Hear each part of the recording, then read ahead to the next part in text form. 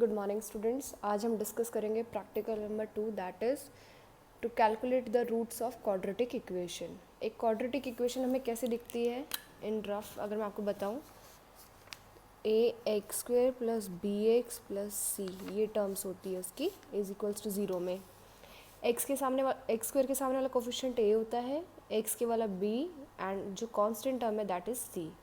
तो हमें कौन कौन चाहिए, देखिए इस इक्वेशन के लिए x तो होगा ही, हमें चाहिए a b एंड c। तो हमने अपना यहाँ पे फ्लो चार्ट स्टार्ट किया, फिर हम लिखेंगे input coefficient of quadratic equation की। यूज़र को ये लाइन लिखी दिखाई दे कि आपको अब क्या देना है, आपको कोफिशिएंट्स देने हैं क्वाड्रेटिक इक्वेशन के। जैसे ये है a b c, उसने स्क्रीन पे लिख दिए, लेकिन अब हमें उसे क्या करना है, कंप्यूटर के अंदर सेव करना है। तो हम क्या करेंगे, read a b c, programme में सी को क्या कहते हैं, स्कैन f।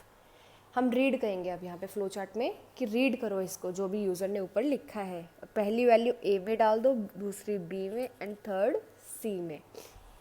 नेक्स्ट अब हम चेक करेंगे, हो सकता है यूज़र ने a को 0 रख दिया हो। a 0 का मतलब देखो ये कैसी इक्वेशन बन जाएगी, bx प्लस सी।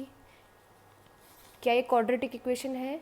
नहीं है, क्योंकि स्क्वायर x² वाली टर्म तो गई, ये कैसी बन गई, linear.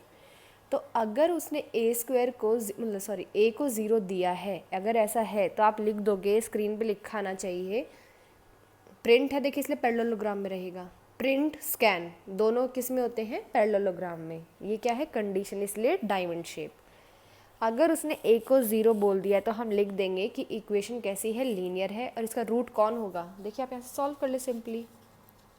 bx plus c is equals to 0 है, x की वैल्यू क्या बन जाएगी, माइनस सी बाय बी।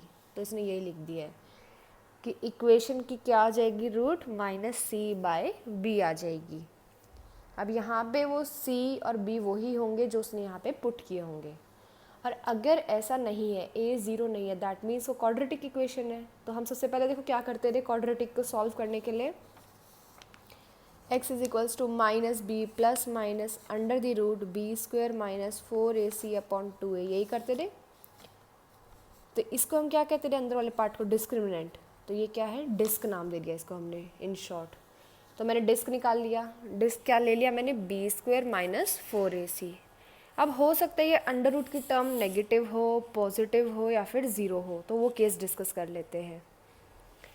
अगर ये वाली टर्म 0 से छोटी है, ये टर्म 0 से छोटी है, इसका मतलब अंडर रूट में क्या है, नेगेटिव टर्म है। और अंडर रूट में नेगेटिव का टर्म का मतलब क्या होता है, आयोटा आएगा। अब कंप्यूटर को तो नहीं पता, तो हमें उसे बताना पड़ेगा। अगर डिस्क्रिमिनेंट 0 से छोटा है, येस का मतलब ये ट्रू है, तो रियल पार्ट, दो पार्ट बन गए ना अब इसमें देखो, x था minus b plus minus under the root b² minus 4ac upon 2a। Part अलग अलग कर लो अब, क्योंकि डिस्क्रिमिनेंट ये कैसा है, नेगेटिव, तो इसका मतलब ये टर्म कैसी आएगी, आयोटा वाली। तो इसको कर लेते हैं minus b upon 2a plus minus under the root discriminant, क्योंकि इसी का नाम डिस्क्रिमिनेंट दिया ना, अपॉन 2a। ये पार्ट बन गया है रियल, तो इसको आरपी बोल रही हूँ मैं, ये पार्ट को मैं क्या बोल रही हूँ, इमेजिनरी।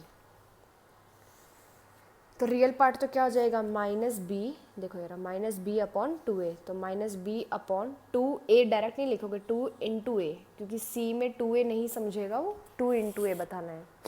ऐसे ही आप इसका इमेजिनरी पार्ट देखेंगे तो क्या आएगा, स्क्वायर रूट ऑफ डिस्क्रिमिनेंट, नहीं लिखोगे डायरेक्ट, क्यों, क्योंकि कंप्यूटर को आयोटा नहीं पता, तो हमें पॉजिटिव का तो स्क्वायर रूट निकालना आता है, नेगेटिव का नहीं आता है। तो ये नेगेटिव था, एक और माइनस लगा दिया, स्क्वायर रूट के अंदर देखो नेगेटिव की टर्म थी, मैंने एक और बार नेगेटिव लगा दिया, तो क्या बन जाएगा, पॉजिटिव स्क्वायर रूट के अंदर, तो सॉल्व हो सकता है। तो इसलिए हमने क्या किया है, SQRT of minus discriminant upon 2a। तो ये निकल गया रियल पार्ट, ये आ गया इमेजिनरी पार्ट। अब हमें कैसे लिखना होता रहा, रियल प्लस इमेजिनरी, आयोटा उस साइन के साथ, आयोटा क्यों, क्योंकि ये वाला पार्ट कैसा था, नेगेटिव में।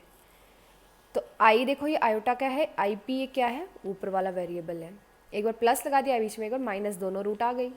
और अब अगर मेरा डिस्क्रिमिनेंट 0 के अलावा कुछ भी है, मतलब 0 नेगेटिव के अलावा कुछ भी है, क्योंकि हमने यहाँ पे किसको डिस्कस किया, केस को, नेगेटिव को।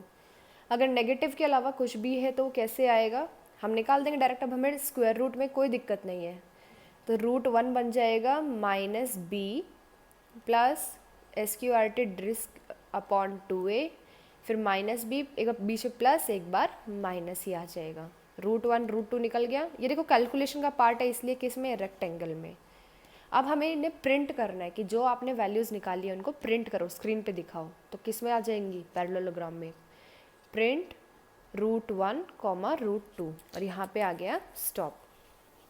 अब देखिए जब इसने यहाँ पे प्रिंट कर दी थी रूट, तब भी तो इसे कहाँ जाना था? स्टॉप पे। और जब इसने यहाँ लिख दिया कि आपकी जो इक्वेशन है वो लीनियर है, उसके रूट ये है, तो ये भी कहाँ जाएगा एट द लास्ट? यहाँ स्टॉप पे। ये देखो, अब ये लाइन देखो आपको कितनी अजीब लग रही होगी आपको समझने में कि यहाँ से शुरू हुई है और यहाँ आई है। तो इसलिए हम क्या कर देते हैं, इन पेज कनेक्टर लगा देते हैं ए, और यहाँ पे ए को ले आते हैं ऐसे। तो ये लाइन लगाने की मुझे ज़रूरत नहीं पड़ेगी। फिर जो ये लाइन आ रही है लंबी सी, ये नहीं लगानी पड़ेगी मुझे, सिर्फ ये बताना है यहाँ से ए गया है और वो ए यहाँ आया है।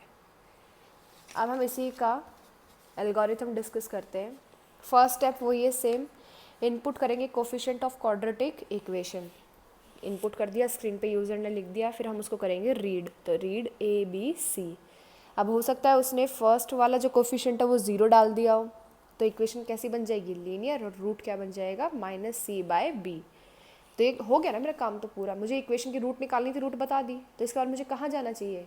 काम ख़त्म की तरफ। तो मुझे ये देखना है, देखो आप ना एग्ज़ाम में या कभी भी आप करते हो तो गो टू स्टेप लिख देना खाली। अब ये नंबरिंग मत देखना। नंबरिंग कब लिखनी है? जब आपको ये पता चल जाए कि मेरा प्रोसेस यहाँ ख़त्म हो रहा है, 10th नंबर पे हो रहा है ना, तो फिर आप वहाँ जाके लिख देना कि 10 नंबर पे, कि जैसे ये हुआ इसके बाद 10 नंबर पे चले जाओ, मतलब काम ख़त्म है आपका।